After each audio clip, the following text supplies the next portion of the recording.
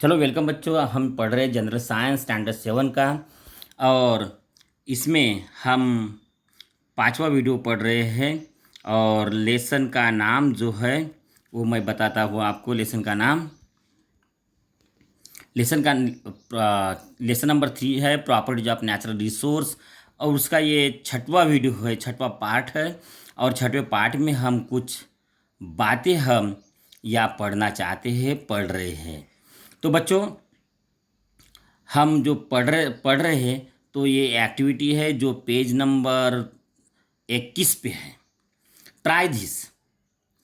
हमें ये एक्टिविटी करना है बच्चों। एक बकेट में आपको यदि प्रैक्टिकल करना है तो इंस्ट्रूमेंट जो लगते हैं, साहित्य बोलते हैं हम इसको, क्या क्या लगेगा, ये एक बकेट लगेगी, बराबर बच्चों।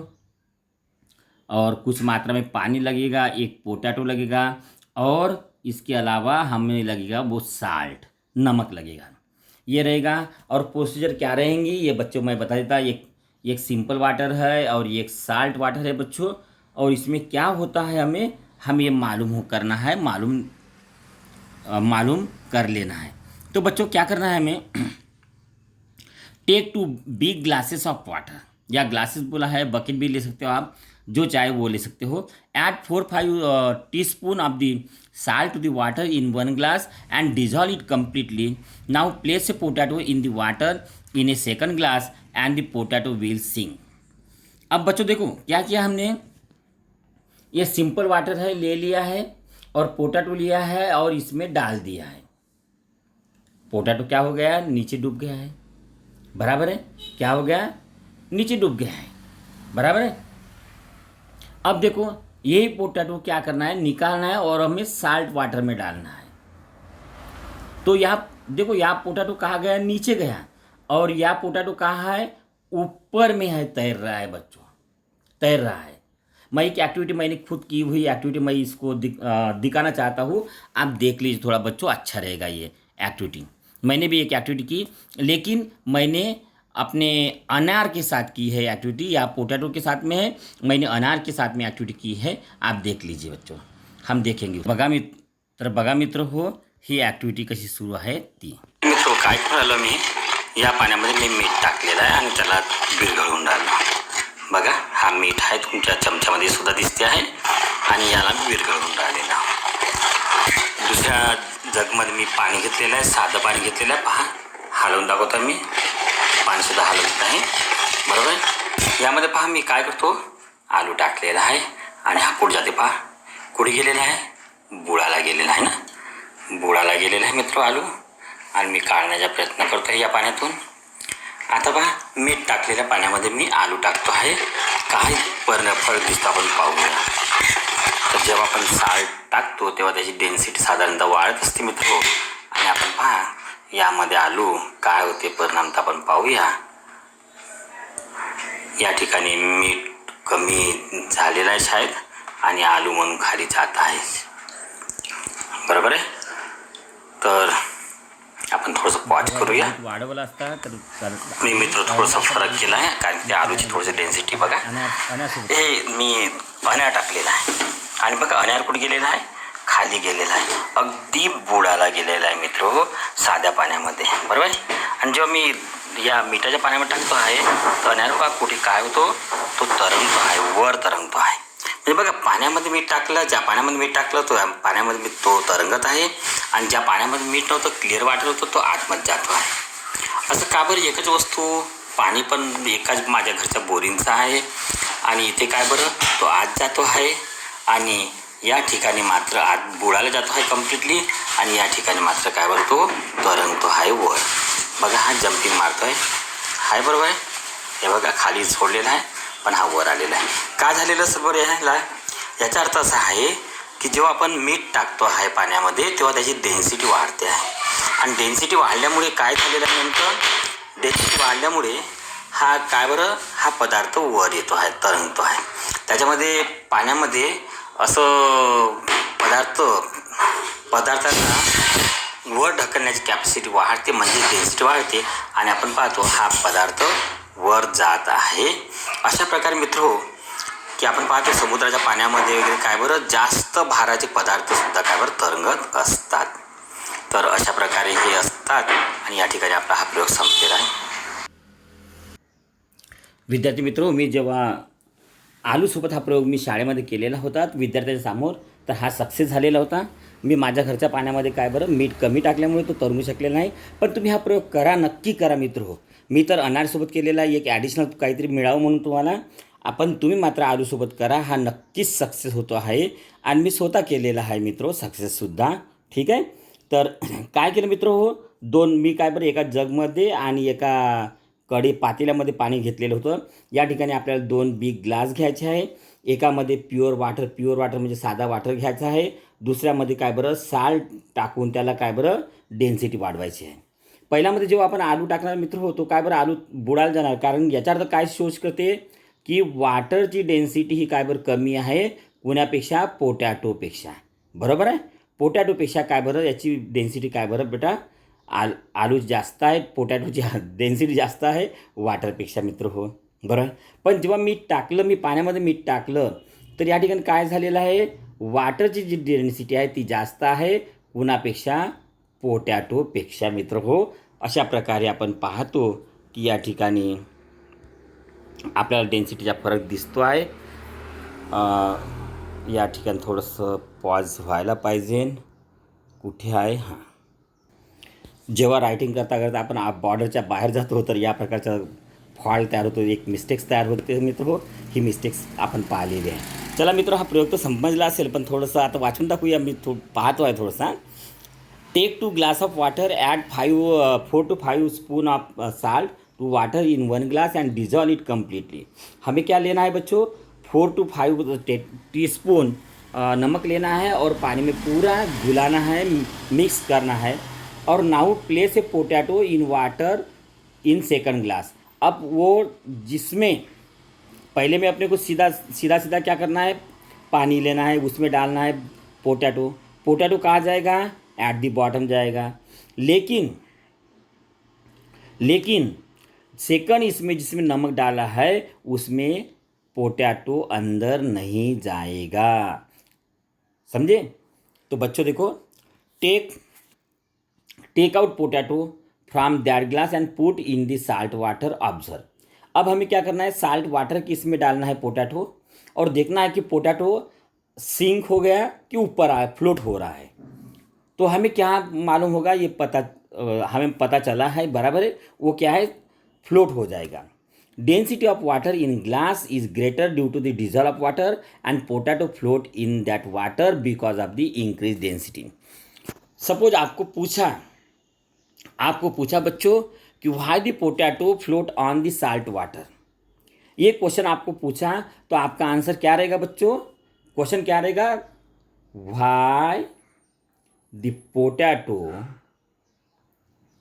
Potato float in salt water.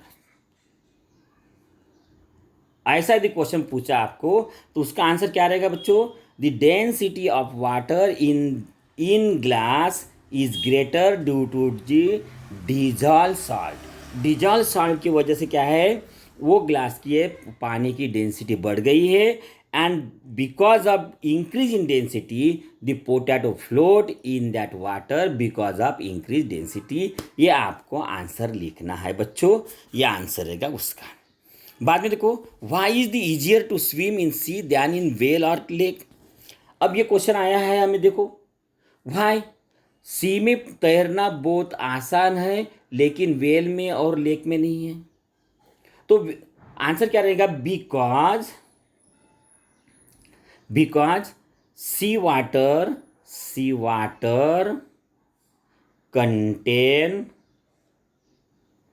contain salt more than whale or lake water. Whale or lake water, more than lake water. So sea water have more density,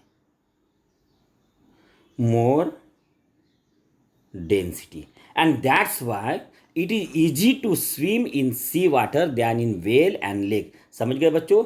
ये लिख लो आप, साइड में किताब में लिखो या कॉपी में लिखो, लेकिन लिख लो बच्चा, ये काम की चीज़ है।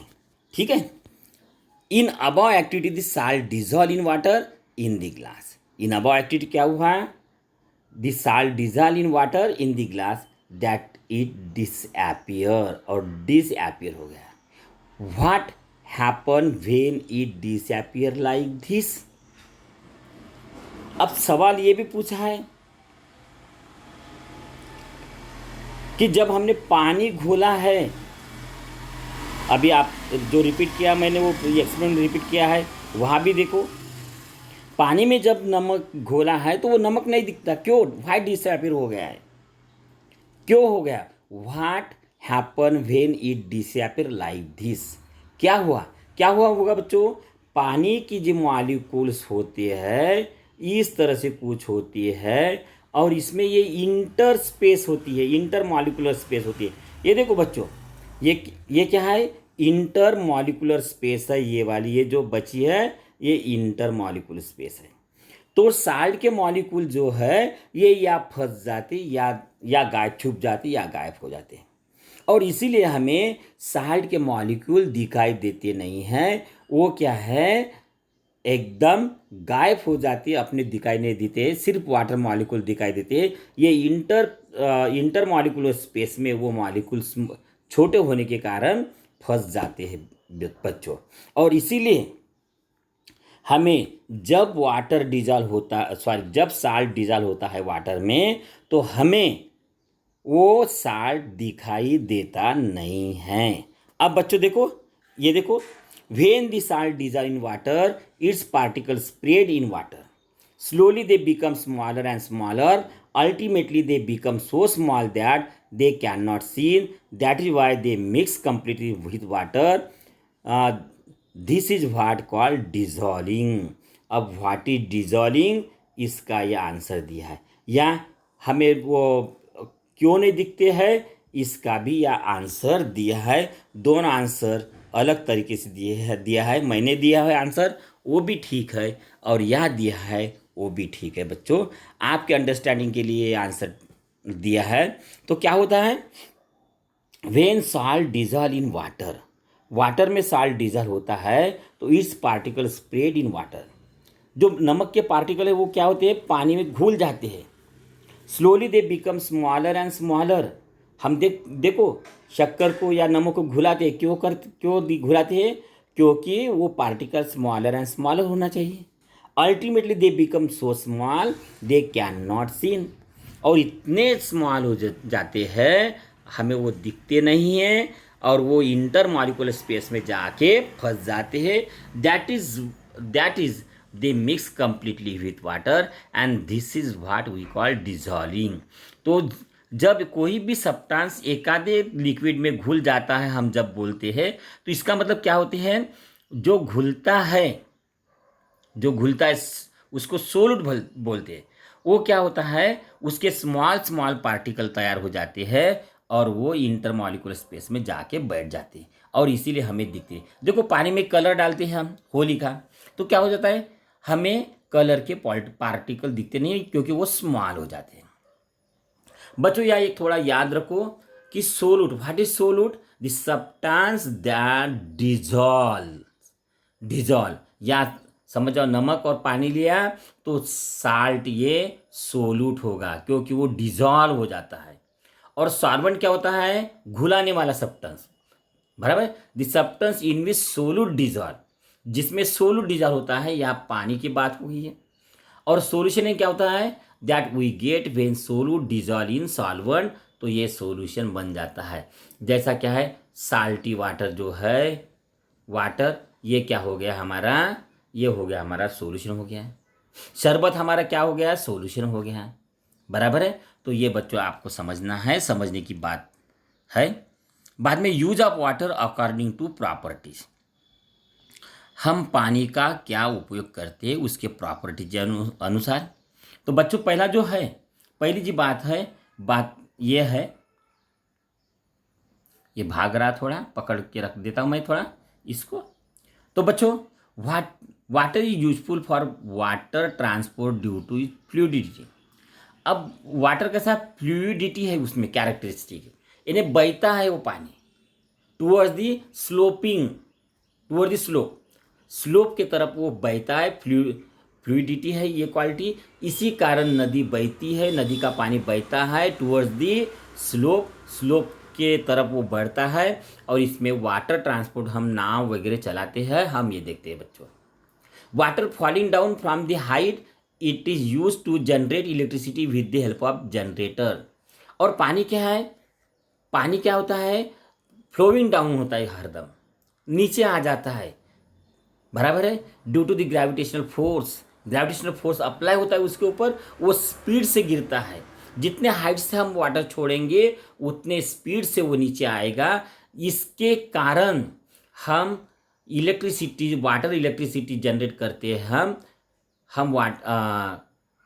हम इलेक्ट्रिसिटी जनरेट करते हैं बच्चों। ये भी एक बात है, ये भी एक यूज है। दूसरा है water is a good coolant and it is useful in motor vehicles to control the temperature of the engine. Water कैसा है, गुड कूलेंट है, कूल करता है किसी चीज को, किसी चीज को क्या करता है, कूल करता है, गुड कूलेंट है, बराबर है। और इसीलिए हम देखो मोटर की इसमें क्या है, पानी डालते हैं। अरे वाटर कूलेंट है तो हम पानी डालते हैं ना कूलर में, हमारा कूलर भी तो वैसा ही चलता है कि नहीं, बराबर है ना। हमारा कूलर देखो धूप काल में क्या करते हैं, हम कूलर में पानी डालते हैं, हवा ठंडी होती है पानी की वजह से, और वो हवा हमें मिलती है। तो हमारा कूलर भी यही बेसिस पे काम करता है, यही प्रॉपर्टी पे काम करता है।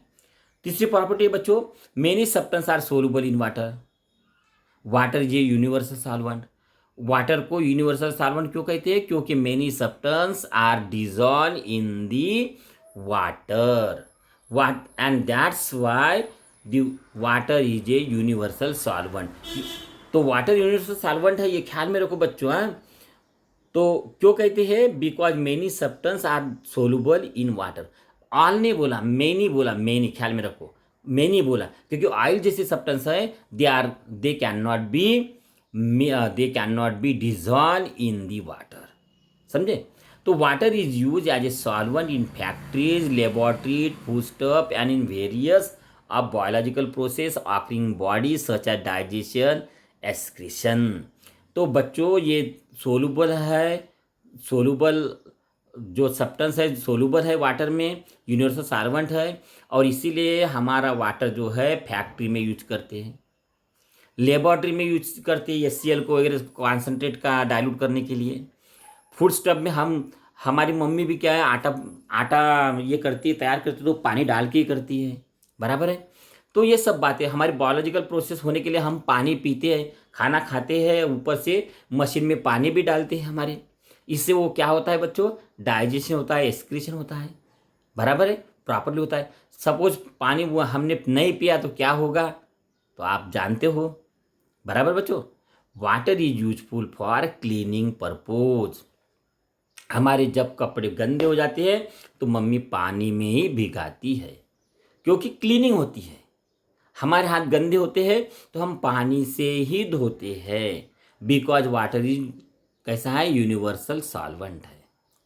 तो पानी से क्लीनिंग प्रोसेस होती है, जैसे हमारी बाथिंग है, वॉशिंग क्लोथ है, ये सब कुछ होते हैं। These are the uses of water.